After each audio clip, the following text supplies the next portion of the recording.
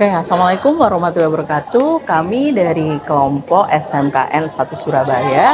Di sini kami akan mempresentasikan untuk mata kuliah asesmen ruang kolaborasi di topik 3. Kami beranggotakan saya sendiri, Liska Citra Kurnia Dewi, lalu Perkenalkan, nama saya Rahmania Caturlandari. Perkenalkan, nama saya Asep Tradrenur. Saya Tuti Sudarmiwati.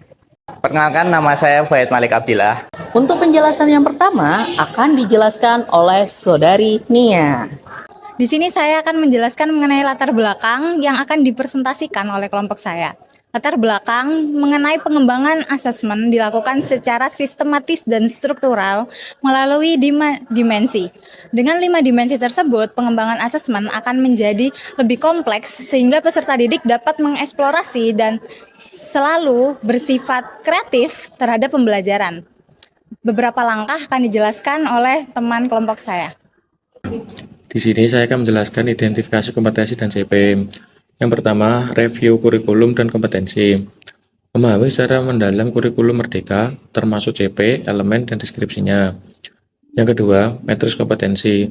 Buat matriks yang menentukan CP kompetensi, atau text skill, text management skill, contingency management skill, job role management skill, transfer skill.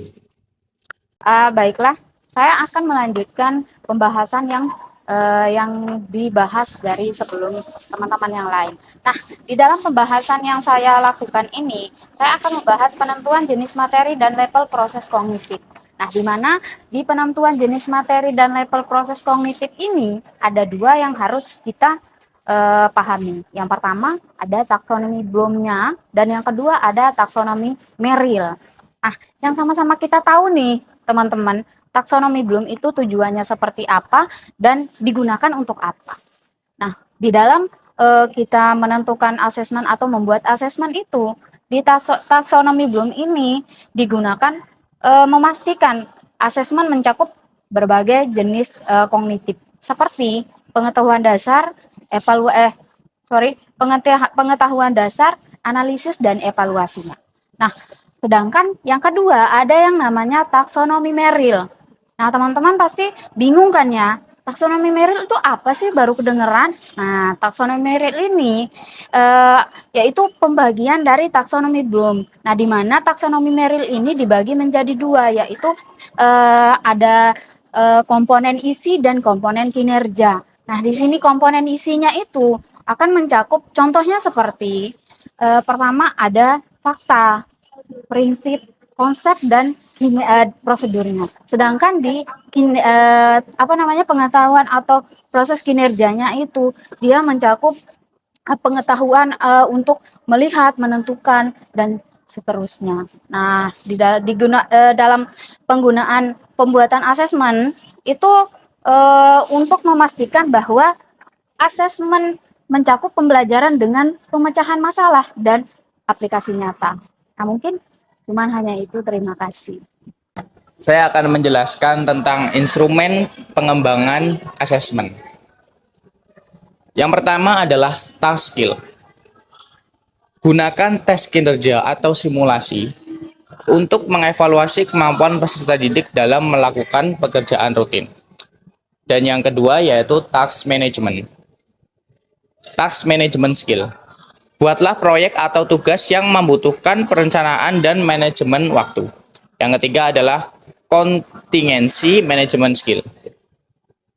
Kembangkan studi kasus menuntut peserta didik untuk memecahkan masalah yang muncul selama proses. Dan yang keempat ada job role management skill. Asesmen berbasis proyek atau tugas yang mengharuskan peserta didik untuk mengelola lingkungan kerja dan memastikan keberlanjutan. Dan yang kelima adalah transfer skill. Gunakan tugas yang memerlukan penerapan teknologi baru dalam konteks pekerjaan. Contohnya yaitu tugas integrasi teknologi dan proyek inovasi. Sekian, terima kasih.